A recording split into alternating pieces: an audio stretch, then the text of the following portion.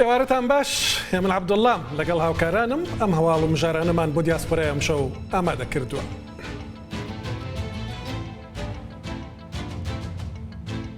پۆلیسی ئەڵمانی و فەڕەنسی بە دوایەوە قاچاقچیانەوەن کە بە تۆڕێکی کوردی عێراقی ناساندونی یا ناساندراون. 500 پۆلیسی ئەڵمانی و 20 فەڕەنسی لە دوو ویلایەتی ئەڵمانیا بەسەر 15 ماڵ و 10 کۆگایان داداوە و 13 کەسیان دەستگیر کردووە. کەمێکی دیکە وردەکاری زۆرتر دەزانم. سبەی لە بەرلین دومین کۆنفرانسی کۆنفێدراسیۆنی ڕەوەندی کوردی بەڕێوە دەچێت. گرتبوونەوەیەکی گەورەیە و دوو ڕۆژ بەردەوام دەبێت. زناشینۆ لەوێ و باسی وردەکاریەکەیمان بۆ دەکات. ئەم هەفتەیە نۆکەندی ئینگلیز ئارام نەبوو، زۆرتر لە 300 کۆچبەر بە بەلەم لە فەڕەنساوە خۆیان گەیەندە بە بریتانیا. بە درێژای ئەم ساڵ زۆرتر لە 37,000 کەس لە نۆکەندی ئینگلیز پەڕبنێتەوە. ئەم شەو ژمارەی سەرنجڕاکێشتان بۆ ئاشکرا دەکەم. لە بەلجیکاش یەکەمین سکاڵای یاسایی لەسەر ئەفسەرێکی پێشووی سوپای سووریا تۆمار کرا کە لەوێ دەژی. زاهیر ساکت لە گرتەیەکی ڤیدیۆییدا هانی سووریەکانی دەدا سەری کورد ببڕن، بەڵام لە پێش کامێرا نا. ئەو کەسەی سکاڵای تۆمار کردەوە کەمێکی دیکە میوانم دەبێت.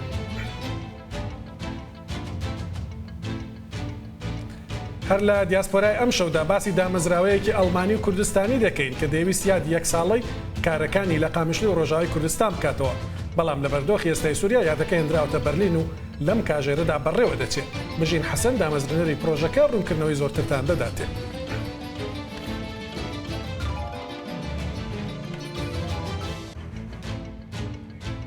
سویسرا ساڵی داهاتوو 8500 دەستی کاری بیانی وەردەگرێت. ئەنجومەنی فیدراڵی سویسرا ڕاگەیاندوە بڕیارێکی جیاوازی بۆوانە هەیە کە وڵاتی نامی بەریتانیان هەیە و ساڵی داهاتوو 3500 دەستی کاری بەریتانی دەتوانن بچنە سویسرا و کار بکەن. اینجا کاپتن عەبدولعەزیز دەناسن، کوردێک کە لە ئەڵمانیا شۆفێری شەمەندەفەرە و لە تۆڕە کۆمەڵایەتەکان بە ڤیدیۆ سەرنجڕاکێشەکانی بۆتە ناوێکی ناسرا. هەر ئەم شەو راپۆرتێک لەسەر فێستیڤاڵی هونەری و کولتوری ڕۆژاوا دەبینن کە لە ئەڵمانیا ساز کراوە. تێیدا نووسەران و هونەرمەندانی دیاسپۆرانشین باسی کارە نوێەکانی خۆیان دەکەن.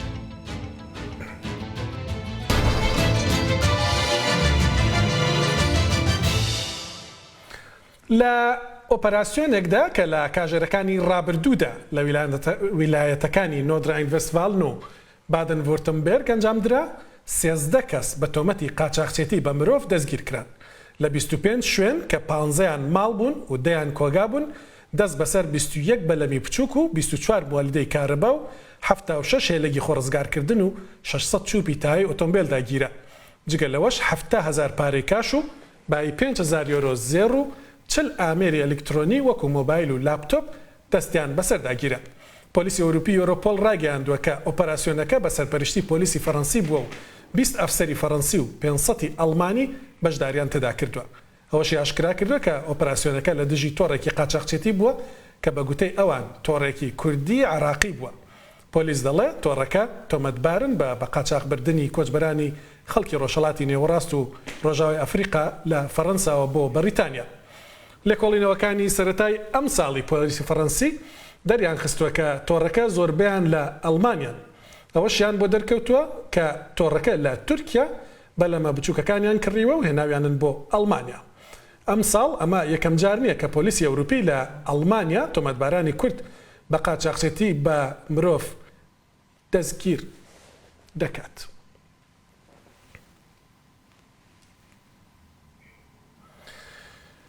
ئەم هەفتەیە 311 کۆچبەر بە بەلەم لە نۆکەندی ئینگلیزەوە خۆیان گەیاندۆتە نێو خاکی بەریتانیا. وەزارەتی نێوخۆی بەریتانیا یان هۆم ئۆفیس دەڵێت ئەو کۆچبەرانە بە 8 بەلەمی بچووک توانیویانە لە فەڕەنساوە بپەڕنەوە. ئەم ژمارەیە بە بەراورد بە جۆرەکانی دیکە کە بڵین جۆرەکانی دیکەی کۆچبەری بۆ نێو بەریتانیا زۆر کەمە. ئەمەش سەرنجێوانەی ڕاکێشاوە کە لە بەریتانیا بەعق بە داتاکان دەدەن. بە درێژایی ئەم ساڵ 37,000 کەس گەیشتونەتە بەریتانیا، کەچی 87,000 کەس بە ڤیزای خێزانی و بە مافی مانەوەوە گەیشتونەتە وڵاتە. 89,000 کەسیش لەسەر بنەمای مرۆڤایەتی مافی مانەوەیان دراوتە و هێنراونەتە بەریتانیا. بەپێی داتاکانی فەرمانگەی ئاماری نیشتیمانی بەریتانی بە درێژایی ئەم ساڵ 450,000 کەس ویزای کارکردنیان وەرگرتووە لە بەریتانیا. لەو ژمارەیە زۆرتر یان ژمارەکە زۆرترە لە 12 جار بە بەراورد بە 37,000 کۆچبەر کە بە بەلەم هاتوون. هەروەها 440,000 کەسیش ویزای خوێندنیان لە بەریتانیا وەرگرتووە و بە هەردووکیان 24 جار زۆرترن لە ژمارە ئەو کۆچبەرانی کە بە پەلەم هاتوون. داتا فەرمیەکان ئەوەش دەردەخەن کە هەموو ئەوانەی بە بەلەم دەپەڕنەوە بە بەریتانیا داوای مافی پەنابەرەتی دەکەن. بەشێکی دیکەی کۆچبەرانی نایاسایی لە ڕێگەی بارهەڵگر و کۆنتەینەری نێو کەشتەکان یانیش بە بەڵگەنامەی ساختە لە ڕێگەی سنووری نێوان بەریتانیا و ئێرلەندا خۆیان دەگەێنە بەریتانیا.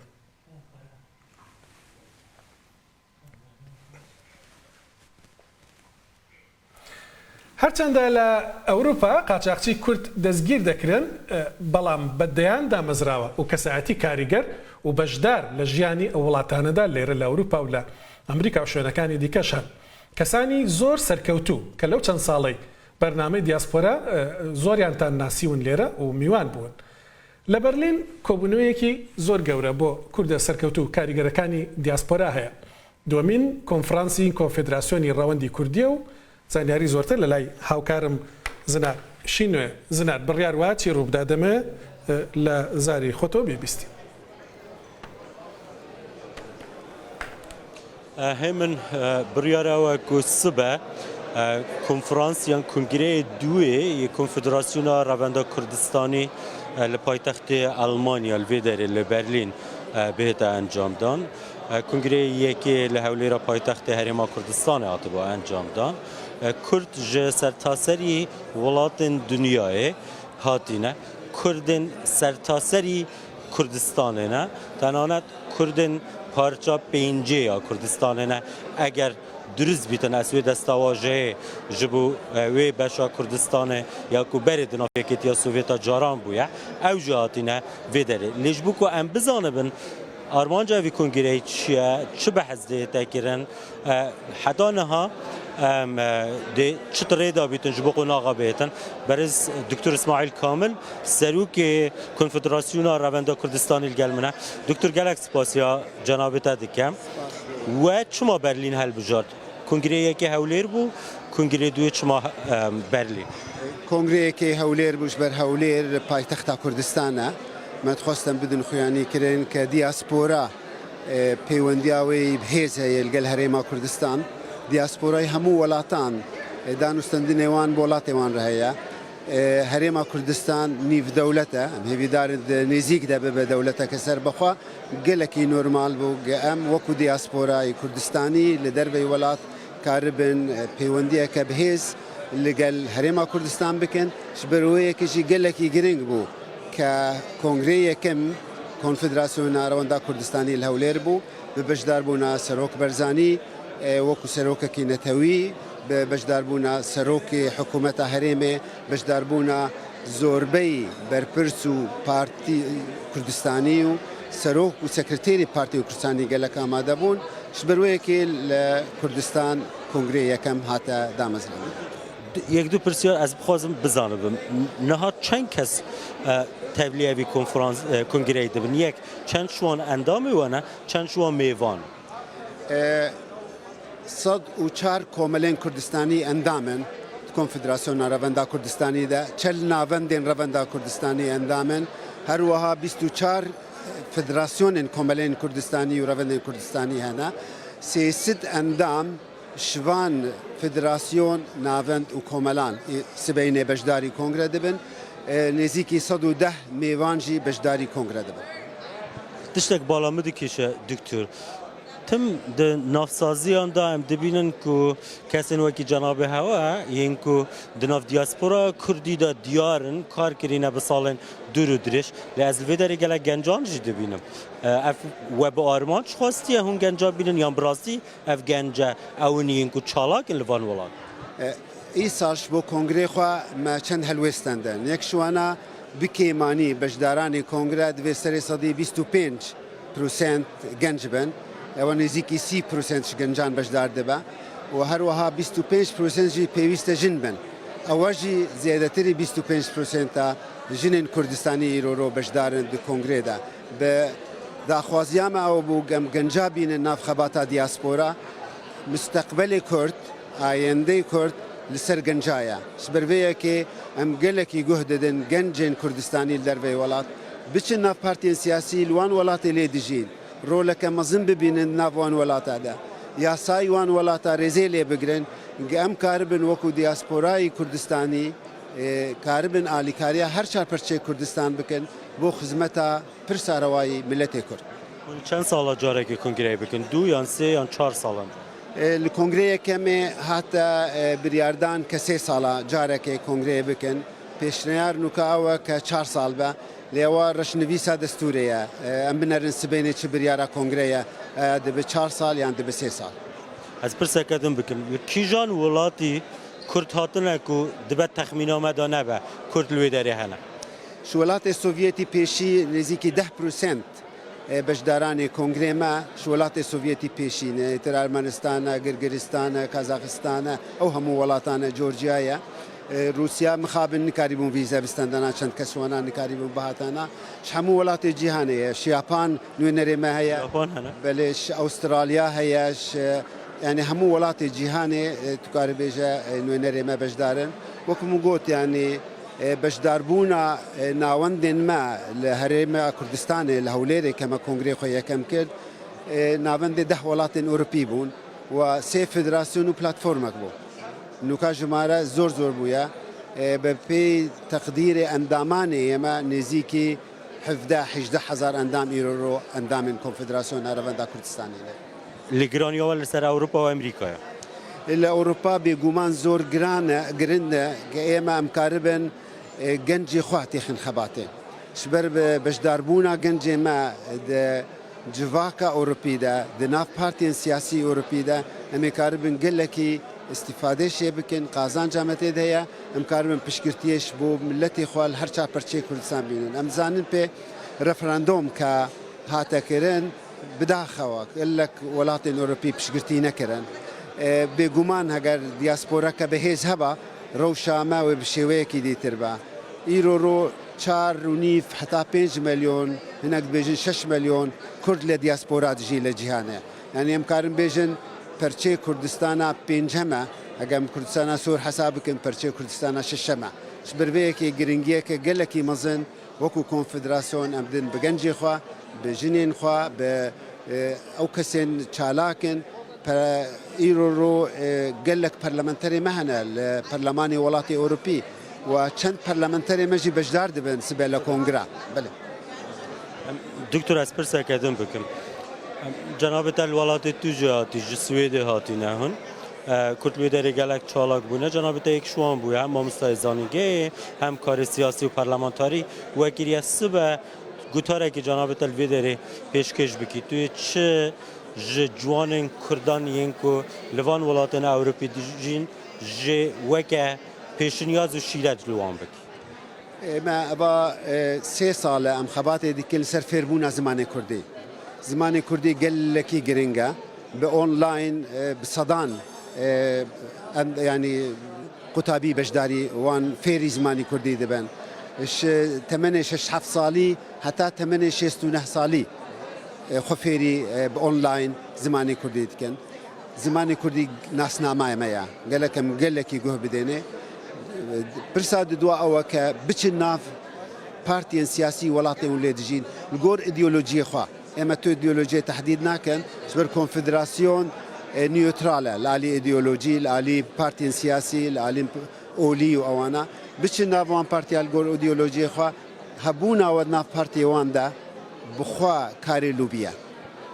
Ez gelek spasiyawa dikim desteyeke nû jî dihête hilbijartin newsa بەێ سبینێ پێشنیار ئەوە کە دەستەیەکی نوش نەفەران نەح کەسایەتیان بین هەلبژارتن و داخوازامەژی ئەوە کە ژمارەکە ژنێن کورجی ناوێ دەبێ بکەیمانیش ناوان نەح کەسا سێژن هەبە سپاس بۆ وەژی سپاس بۆ بێنەران هێمن سبە li demjimêr 10 li gorî dema navendiya Ewropa kongre dest pê diketin peyameke serok barzanî jî di kongreyê da li vê derê heye ji bo Kurdên diasporaya باش سپاس دەکەم زناشینۆ بوو لە بەرلینەوە لەگەڵمان بوو لەسەر دومین کۆنفرانسی کۆنفیدراسیۆنی ڕەوەندی کوردی کە سبەی لە بەرلین بەڕێوە دەچێت. دەچمە سەر مژارێکی دیکە. وەک دەزانین ئێستا لە سووریا و بەشێک لە ڕۆژاوای کوردستانیش دۆخێکی جەنگی سەخت هەیە. دیسان بەدەیان ماڵباتی کورد ناچار بوون ماڵ و حاڵیان بەجێ بێڵن. کوردی دیاسپۆرانشین لێرە بە تایبەتی ئەوانەی کە خەڵکی ڕۆژاوان ئەم ڕۆژانە زۆر پەرۆشی کەس و کارەکانیانە. هەندێکیان بە شێوازێکی دیکە ڕەنگە شەڕ کاریگەری لەسەر دروست کردبن. بۆ نمونە دامەزراوەیەک هەیە بە ناوی دامەزراوەی TOK کە دامەزراوەیەکی ئەڵمانی و کوردستانیە و پرۆژەیەکی بە ناوی زانین ترانسفێر بۆ خەڵکی ڕۆژاوای کوردستان کردوێتەوە. دانەویست یادی یەک ساڵەی پرۆژەکە لە قامیشلۆ بکەنەوە، بەڵام بەهۆی ئەو دۆخی کە ئێستا لەوێ هەیە یادکردنەوەکە هێنراوەتە بەرلین و ئێستا لەم کاژێرەدا بەڕێوە دەچێ هاوکات لەگەڵ پەخشی بەرنامەی دیاسپۆرە. بژین حەسەن سەرۆکی دامەزراوی ترانسفێر ئۆف نۆلج TOK پێش دەستپێکردنی ئەم بەرنامەیە بۆی ڕوونکردنەوە کە پرۆژەکە چیە سەرنجستانی بۆ ڕادەکێشم. بژین خانم بەری هەر تشتی هەست خوازم تو بخۆ بێژی کە زانین ترانسفێر چییە؟ زانین ترانسفێر پرۆژەیەکەم لە قامشلۆ دەست پێ کردە ئەڤ عەمرێ وێ ئیرۆ ساڵێک ئەم تێدا پەروەردە ژنێک کورد یان ژنە لە قامشلۆ ئەم پەروەردە دکن د IT دەتبێژنە دا دیجیتال لیترسی یعنی چاوە کۆمپیوتەر بکاربێنن ئەم ئەساسیاتێ کۆمپیوتەر ددنەوە وەکە وۆرد، ئەکسل، پاوەرپۆینت و ژعالیکی دیڤەژی ئەم وە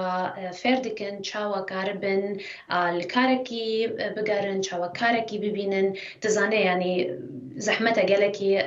تایبەتی ڕەوشە خەلکی ڕۆژاوای کوردستانێ و نەهەسانەژی کارێکی ببینن لێ ئەم هەوڵ ددن هەگەر ئەو ژن پشتی وێ پەروەردەی کاربن کارێکی ببینن حتان هات دواژی پشتی وێ پەروەردەی کار دیدنە. بەڵێ هون چما نەکارینە و ئیڤنتا خۆ لە قامشلۆ چێکن چماوە لە بەرلینێ چێ کرد. راستی پلانەمە ئەو بوو ئەم ئیساڵ هەر نەقامشلۆ ئەم ئەف شێست حتانها شێست ژن پەروەردەبوونە لە جەمە ئەم وا هەر شێست ژنارە پەڤرا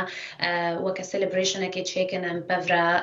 هەفتوو ببینن ژبەر ئەژی من هەیە ئەز نەچوومە من بچاوا نەدیتیە وەختەی پرۆژە دەست پێکردە حتا ئیرۆ لێ بەری هەنگیژی زەحمەت بوو ژبەر تزانێت چاوایە ڕەوش لە ڕۆژاوای کوردستانێ و دوورە نەهاژی ڕەوش هێ زەحمەتتر بووە نەها شخوا پشتی شەر دەست پێکردە هەفتیکە منکاری بۆ ئەم هەرن و ژبەر وڵۆمە گوت گرنگە گۆ ئەم بەحسێ بکەن گرنگە گۆ ئەم بێژن چ قەسی بحاجەتە ئەم پرۆژەیەکی وڵۆ چێ بکەن و ئەم مەستر بکەن و ژبەر وڵۆمە خواستم ئیرۆ ئەم ئیڤنت لە بەرلین چێکن و ئەم گەلێکی ژە فکرین ژبەر بەرێ تدینەها شەر دەست پێکردە و هەفتیکە و ڕەوشە ڕۆژاوای کوردستانی هێ خراپتر بووە و کۆچپەر زێدە بوونە مخابن و ئەم گەلێکی فکرین مەخواست ئەم تەجیل بکەن یانم یەکجاری چێ نەکن vê ez naxwazim bêjim hefleya weka bêhtir got em bêjin em dixwazin xelk li Almanya zanibin em çi dikin zanibin çi qasî giring e projeyena wisa em li Rojavayê Kurdistanê bikar bênin yan em dest pê bikin ji ber wilo me xwest em timam bikin û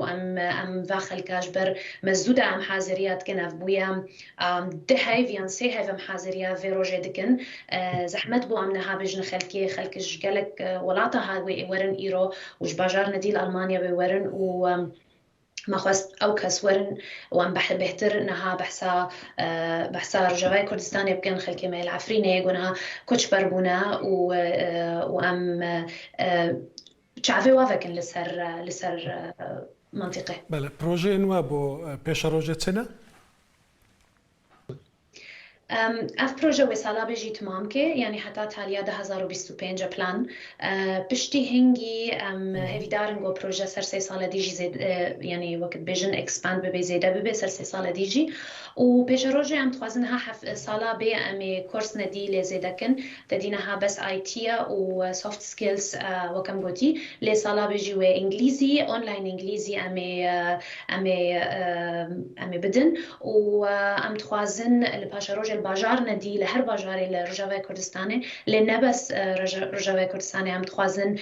ج کوچبرین رجاوی کردستانه ایگول البشوری کردستان دمینن ام پروژه جواره چیکن و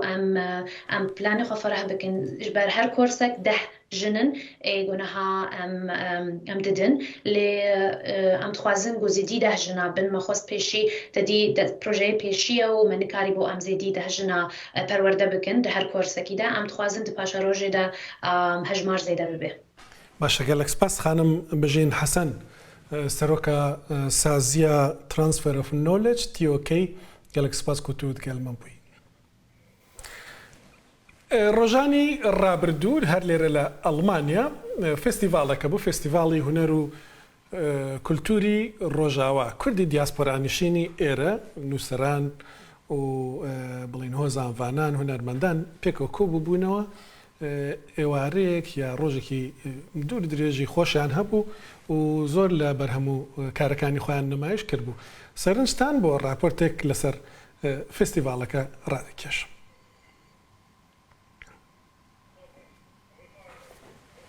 دەست بە پرۆگرامی خۆ بکەین میهرەژانە دەهەمین لە ڕۆژاوای کوردستانیش بۆ چاند و هونەرێ ئەمێ دەست پێ بکەن دقەیەک رێزگرتن لەسەر گیانی شەهیدێمە ئەم هەرا کرام بکەن.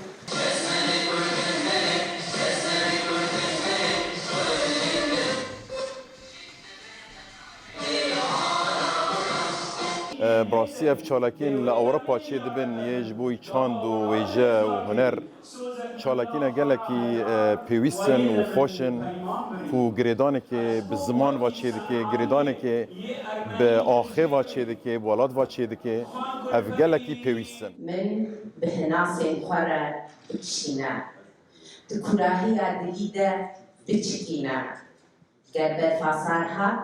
من برنده جاوین خزالی جکومرا مرخن جیای خرزا گل بده بسیر نوی مشت سی و هرمی بکه فیستانکی جرنگن همی بنفش و سوسن و گلان بخملینه و ناو تابلوی بنفسینا عفرین ورا ازش ترى بيجم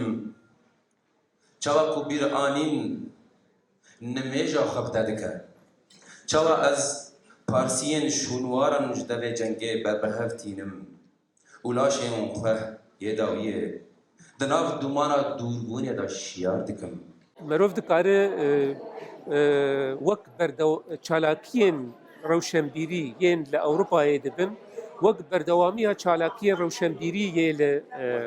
li welêtin. Wekû mînak mesela ez bêjim ev serboreya hererekê di çêkirina van festîvala di hinekî balkêş yanî salekê li bajarê bû Pertal li Almanya û li bajarê Qamişlo li Rojavayê Kurdistanê di aynî rojê de aynî festîval یا چاند و هنر یا روجاوا هات لدارخستن یعنی نابرا ور و ورد هارمونیک هی تکلیک هی لور و لور اف فستیوال به لگور تایبتی جه تن بریو برن یعنی اف فستیوال وها اف چالاکی وها دکارن رولا پرکیجی بلیزن دنابرا ور و ولید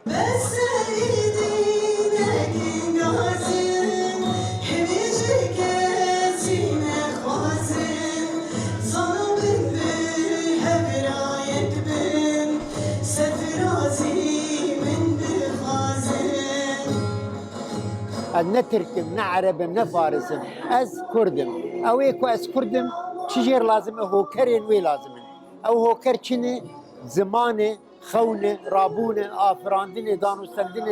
داهینانه بوی آوایی به مجبور تجی جهکیش خوره لبن بیتا بی پیدا بکو کوه تو خواه پچکی هاش بکه بوایی تو هی تدکاره بخیال خواه تشتکی ببیجی لی پرساما آهری ترسناک امی چاوا کاربن خواه بخواه خواه ببیجن نه با آلیکاری زمان خلقی نبقى آلیکاریا دبستان خلقی يعني روبرو يكسر بكردي ديبرامن بكردي بهزرن بكردي درب برن بكردي ببيجن يعني خلقها هري ونداي درحي مدى اف كسين كان بزماني داقي الكرام پرورده بونه وانا ها امتين زماني خواه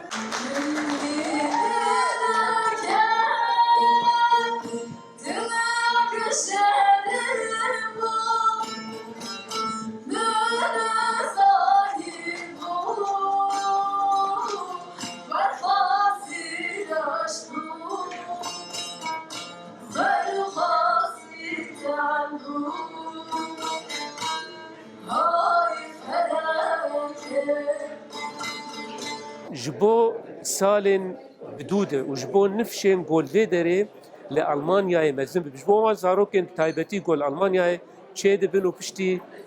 چند سالان والفيدري جنج بن خورت بن كج بن وقالكي جالاكين بفيرنجي ويكجار بالاوان نكشينه جبروي جوان دزگه و جوان آليين قوان چالاكيان بريفه دبن دوي لهن شوين جداتر لهن رنگين دن بگرن داگو کاربن وان گنجان وان خورتان دي نفشينو بيتر كاربن الدور خو بحاوين أزباني كردي وغيري دايما أجبركو بشك شرحي من النجبر الدنيا بابني بيسكارا أجبتشوكاني وأز هرشتي كردي دكم زمان سترانة هنرة أز قلكي بغيري دايما أزبان قدم جبو كاري كردي بكن كاري كردي نتني كاري سياسينا هنرة سترانة بقنا هف ريويما وكتوزا إيفاران لسردستي زاروكان وكتودنا خمجينية لسردستي كالان وكدرقوشة كفالا من باشروجا خواندا كريان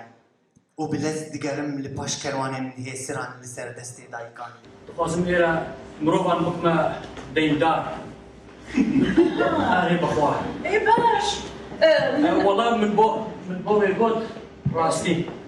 ومنا قد تشبيه بس بازو ديما سردينيك واي كيوتي أنا والله خداجي مساعد بيجا وبرتوغا بيروجي مساعد بيجا از دخوازم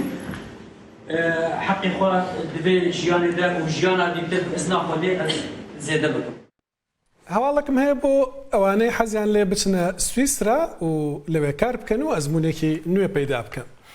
حکوومەتی سویسرا بڕیاری داوەکە بۆ ساڵی 2025 وەکو ئەمساڵ 8500 دەرفەتی هێنانی دەستی کار بەردەست دەکات. جگەل لەوەش ئەوانەی کە لە بەریتانیا دەژین و وڵاتی نامی بەریتانیان هەیە و دەیانەوێ بچنە سویسرا بۆ کار دەرفەتیان دەدرێتێ کە 3500 کەس بچنە سویسرا. ئەنجومەنی فیدراڵی سویسرا دەڵێ بۆیە ئەو بڕیارەی داوە چونکە نابێ ئابووری سویسرا ساڵی داهاتوو کێشەی کەمی دەستیکاری بۆ دروست بێ. ئەوانەی و جۆرە مافی مانەوەیە یان ویزای کارکردنە دەیانگرێتەوە ئەوانن کە لە بوارێکدا شارەزایی باڵیان هەیە. بەپێی سیستەمی سویسری ئەو کەسانە کە دەچنە وڵاتانە یانە وڵاتە مافی مانەوەکەیان جۆری ئێڵ دەبێ و مافی مانەوەی کاتیە. دواتر بۆیان دەکرێتە جۆری بی و ئەمەیان مافی مانەوەی درێژخایانە. داتا فەرمیەکانی سویسرا پیشانی دەدەن کە هەرچەندە ساڵی 2023 ئەو دەرفەتە درابوو کە 8500 دەستی کاری بیانی بهێندرێنە سویسرا بەڵام نەپار و نە ئەم ساڵیش ئەمە جێبەجێ نەکراوە. هۆیەکە شێوەیە کە هەرچەندە تاوەکو ئەو ژمارەیە ڕێگەی پێدراوە بەڵام ئەگەر لە بازاری کاردا دەرفەتێک دروست بێ تاوەکو دەستی کاری نێوخۆی و دەستی کاری ئەوروپی هەبێ کارەکە نادرێتە کەسێکی بڵێن دەرەوەی ئەوروپا.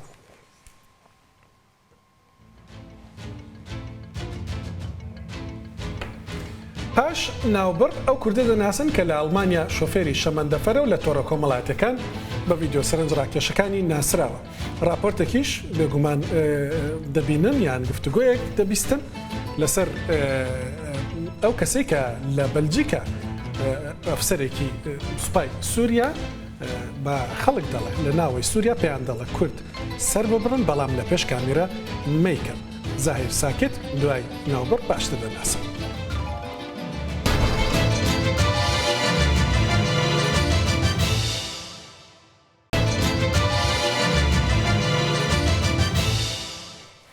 وەکو لەسەری ڕاهاتوون هەمیشە لە بەرنامەی دیاسپۆرە هەڵدەدەین ئەو کوردانەتان پێ بناسیێنین کە لێرە کاری جیاواز دەکەن لە نێو ئەو کۆمەلگانی کە تێدا دەژین هەوڵیان داوە لە بوارێکدا سەرکەوتو بن. ئەمڕۆ کاپتن عەبدولعەزیز عارف میوانمە کە لێرە لە ئەڵمانیا شۆفێری شەمەندەفەرە. چیرۆکی زۆر سەرنجڕاکێشی هەیە، بەڵام لەوە سەرنجڕاکێشترەوەیە کە لە تۆڕە کۆمەڵایەتەکاندا کۆمەڵک ڤیددیۆ دەکات لە نێو شەمەندەفەردا بەرچاوڕوونی دەداتە خەڵک و زۆر جار گاڵتە دەکات و بۆتە کەسێکی زۆر خۆشەویست لە نێو تۆڕە کۆمەڵایەتەکاندا. کورتە راپۆرتێکی لەسەر ببینن دوای لێرە گفتوگۆمان دەبێت. Information zu RE10 nach Kleve über Krefeld Hauptbahnhof. ناوی من عبدالعزیز ناسویه، اش خلقی عفرینمه روجاوای کردستانی. جگندی که فردری جورن.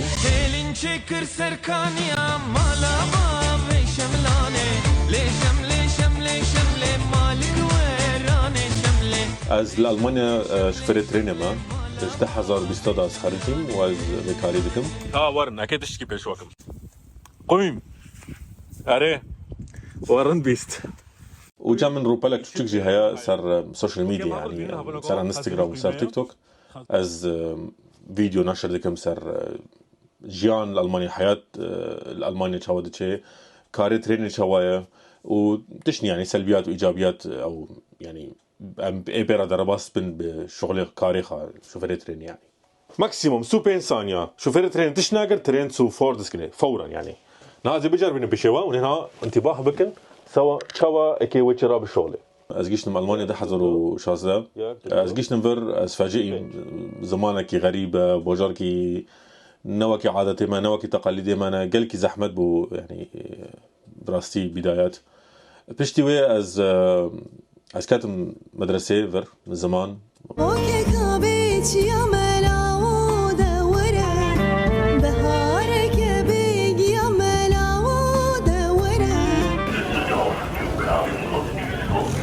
إيشافي از ميوانم لبرنامج دياسبورا القناة روداو البندا مبن كابتن تو قالك بخيراتي براسيجي فيديو قالك بالكشن أبوكو مديت بشكنج قالك فيديو انت كو من لينيرين براستي قالك خوشن بلا از بپرسیارێکی تقلیدی دەست پێ بکەم تا چما شەمەندەفەر هەڵبژار چما از كريم او كر براستي افكارا مجارك متخيل نادقر از بكم لبراستي صدفه بو يعني شغلي تريني از بخالي سوريا من كاري الكترونيات وذكر ومن دقوت يعني هجر ازوار المانيا از كاري الكترونيات بكم يعني وصدفه بو روجا كي زاري ابي من هاد جامن جواز خازم تمرا على الكاريب كي اجبو سي في خبشن من شركتي فيرمي من الكاريب كرن وجو كام هفرا بشنن يعني مجي شاند وما قبول كرن ويقبولنا نا او هولدك وبهاجي نا اونها فيرماكي خافا كروجي الحمد لله شيء باشا عند شغله كاري باشا كاري باشا كاري تشوا يعني تا بركاري الكترونيات تذكر تقول تشبو الكترونيات تذكر من اول شيء كنت تشتت ميجن وك تلفزيون ما شيء ذكر ما او يعني تصليح ذكر مسجله عربات مسجله ماكينه ما شيء ذكر يعني حتى حموتش الكترونيات من ما شيء ذكر من اول سوريا يعني الرجافه سوريا من اول العفرين ذكر بشتي رجيم سوري دا سبيكر از دركت المانيا للالمانيا يعني مجو از جانكي نو داس بكم والحمد لله شخو ديرا از كاتم بكاري شوفير تريني يعني زاني بري دمكي من دراماك دي دراماك بريطانيا تدا بالا فرق تياريك تي رفاندن بجا التكنيكا اجوتنا بالا فرق بحث دكا كومن في درامات دي مدقو بخودي افكارك قال لك يا سنه اري شما بيلوت او قاصد خوينن دابا فركوان اري يا تشوا يا تجوسا الدقمه داس بيكي تولي دي وخلاص بخدت انا ولا فرق ملات هي يعني ولد فكري انه كاري تريني كاركي قولويا ان كاركي نازوره ناتشاتنا كيام دبن براستي بخا كاركي قالكي مسؤوليات ده هي يعني شاشبينك شو تكتبك تي دني خرابك يعني بيجن چونكي قالك مسؤوليه ترى هنا بيجن وك نبس نفرة او بنتينن كاغوج من مواد مثلا بيجوك مواد خطر يعني بيجن وك بنزين دي مازوت ديزل تشتيولو جرك يعني جرك تزان بدي شد كي بيشي مثلا ها برسك من هات جارك مرة قلت شبه سها قرت تترين داجو دخو بكي جمع وكي أو كهيا دعسة كان فرد من زيفة أو دعسة أو مراقبة دكي از مجبور محرس ثاني جارك لنجي خادين مسر وراكم اجباز ترين ربيجم از هين حاضرم از مخونك جارك حرس ثاني جارك 10 ساعات داجون 9 ساعات جارن 12 ساعات ام داجون افجلك اشكي يعني براستي روج انا رجنا اختزنا بلشم من خود كر ولنجي من ولده يعني انا براستي تشتي او زوجي مهنه مدى هي بشتي تتخرجي انت مجبور حال شش هيفا امتحانك تشيكي يعني معنات شركات ربيجي مهن از امدامه يعني از حاضر من او قوانين مران يعني شغلي تريني نشغلك يقولها براستي شغلك يعني او اجرتنين كتودكي دناف المانيا عندنا دهم دردنا اجي ناف دولتنا برجي وقت از نخرجي من او ذكر كاغو شغليم كاغو از شوم دنمارك دشوم نمسا استغاش از دشوم فرنسا محمود اشتبر جي سيارة داس بيدكر حيا بكافرا ما جي او دبر بشتوي از مغواز بداف باردم از خازم تشتكي من دمكم اشوم اسكا تشيدكن او رياض تريني تشيدكن جبوا از بقولوا زانب مشاوى او سيستم تشيد بي يعني سيستم مسكك حديديه تشاوى تشيدكن يعني از قال لك تشت مخبرات قال لك ستاند از نهار تقريبا 4000 كاري ديكم قال لك باش بو بشتوي از نهار نفر بمتينم از الشمال الالماني شغلم باشور باكور الالماني از هامبورغ ديجم حياه كيلي ولا يعني ام فيربن ريجيونال فكيه يعني كي جان سفر كنت اجت بدي هاري دريج بو كو براستي قالك وستياي هاري دريج بو از قالك وستيام بخدي او 8 ساعات برخدا 8 ساعات قالك زوربو اج بادبورغ من سبيكر جي دنماركي حياه كريفيلد ليفر كريفيلد نويز حتى اور تقريبا كريفيلد اودينغ بو براسي 8 ساعات او يعني قالك زوربو وبخا قانوني الماني بيجي 12 ساعات لحاله استثنائيه هنا وكي مرة قريب بيجي اوكي از مجبور مثلا لي براسين هو كي مزانن ترين لالمانيا تشكي فرده اخرن برسي ملت هيا جماعه بعد قوتن كسكي كو قالك باش بعد دما خدت كاركر بعد قوتن وكي ترينن المانيا انا بالضبط نها نوسا هنا تما وسا كابتن تشينكي نها امبيشن اسعار الديزل المانيا قلكي بهابو ونها شركه هنا جيد حوالي سر سكه جاري يعني ايجار وجهك كيمترا كاغو ونفر بار هالقرهبون الكافي نها قلكي بهابو ديزل جرامبويا نكارن بالضبط لان تشينكي الكافي يعني ترينك تاني كاغو قاري تشلو بنج تريلا بشني تشلو بنج يعني كاميونا شنو تشل بنج كنا تشل كسريه تكارس ترينك تاني شوفيرك تاني يعني او توفير ده يعني تايبت من دياتا يعني دباكو كسد دجي هبن تريني باجون بس تايبت من دياتا او كريا انترتينمنت شيت زاني فيديوهات شد كي وبهزاران كس شوبين لايك دكن كيف اوان دكن وكي ام بكورتي بيجن هنيا سركفتني بعربي بيجن سر النجاح سر النجاح يا فيديو انت تشي بخدي اوجي استرا تشكي بيش مثلا جيان تريني او جيز تفبو او فيديوك من از بداجود از دعلميم مدربي من هاد جوكا اسكي افا اوجت تبي سلفا اسكي فيديو اشترى بشينم كشانت ومجي ريجا يعني من راجا صار تيك توكي اس سبي رابوم يا دني خرابو يا كومنتها ولايك وتشتي من فيديو قدن شيكر وسبحان الله ملات يعني حسكر تشتي ولا اتشواد قادمين فيديو دار وتقريبا او دسال نيف منها يا سر تيك توك انستغرام يعني الحمد لله شخدرا يعني راست ودبينمتو روجن داويدا تا فيديو كنا لسر قال مال روجافا وسوريا جيكو اواربونا قال يا عفريني لا عفريني اواربون نهال وجه كل من ديسا اواربون دوجار اواربون زانم بوت زحمتنا بوما هميا لفر زحمته براستي يعني وقتها كنا بس ما حميه حمي كردا يعني شكك براستي اب نزان كيك تشاوبه العفريني يبون اف ملاتي فقير يعني بشتي درك هاد نشوم شهبايه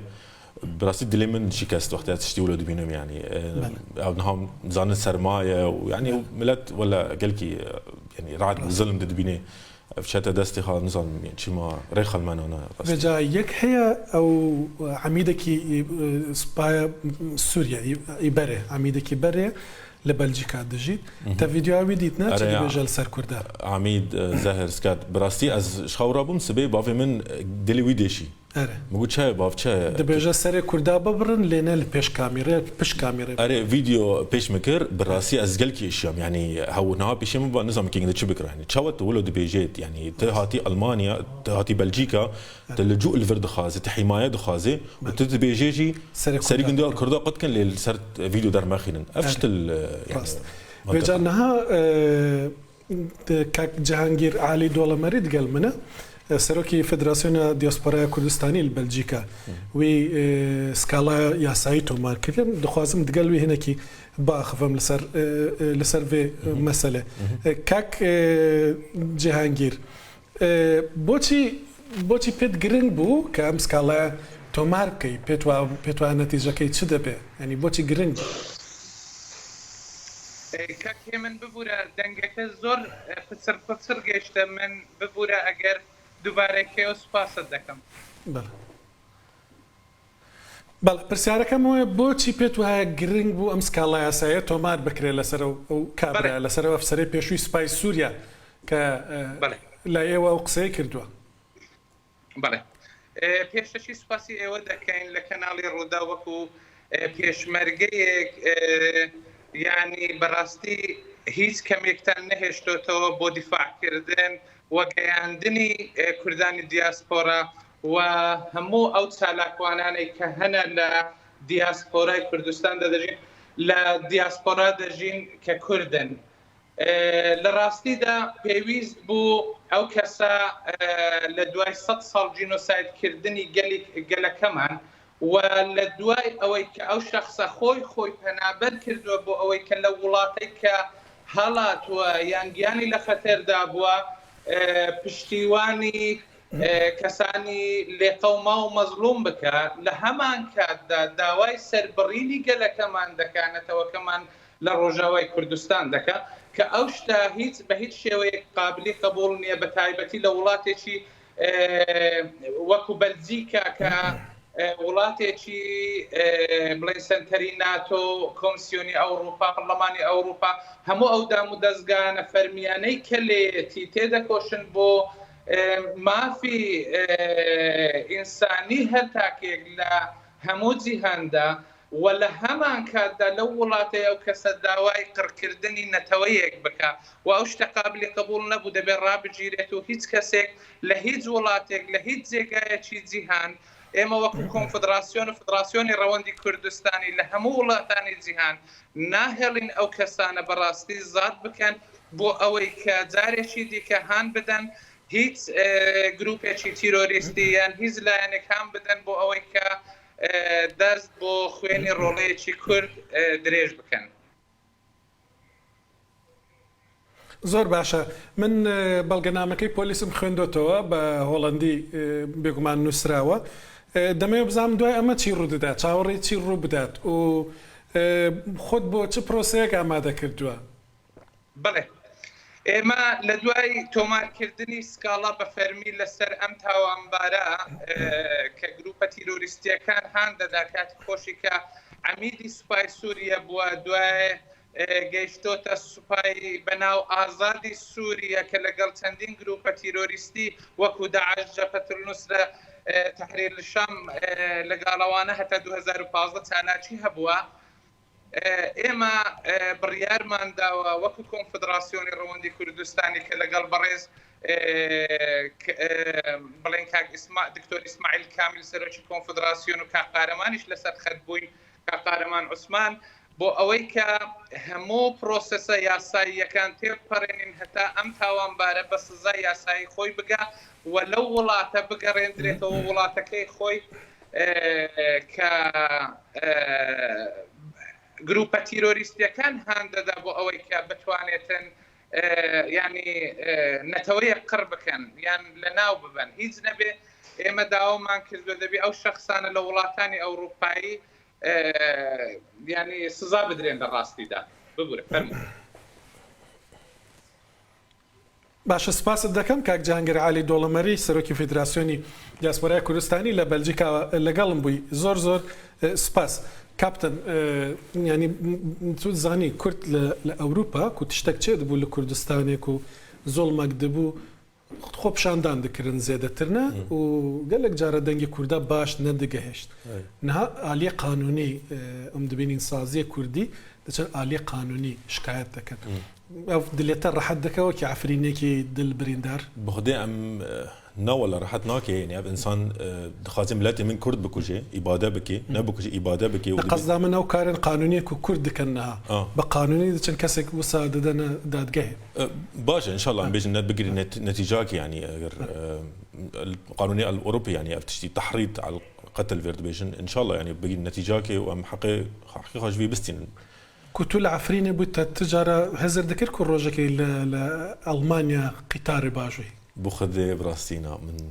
باور نذكر ازروجا كي ورم المانيا وشوف تريني باجو نا والله زارك يتاكي فوان بقطارتي اري قال كيتي كيف واجدي اري كولكسيون انا المال كوم كرب انا اري دار انا باش قال لك سباس كاك كابتن عبد العزيز كنت قال من بيقال لك سباس اما دياسبورا ام هفتيبو هيلي جرمي دياسبورا لسر شاشه ببردان بيم خوش بيام بنيرن رخنا پیش نیاز هر شتکتان هی بوی لبرنامه کانی داتو دا باخی پیبدیم لهر کیوبن بیا بلابن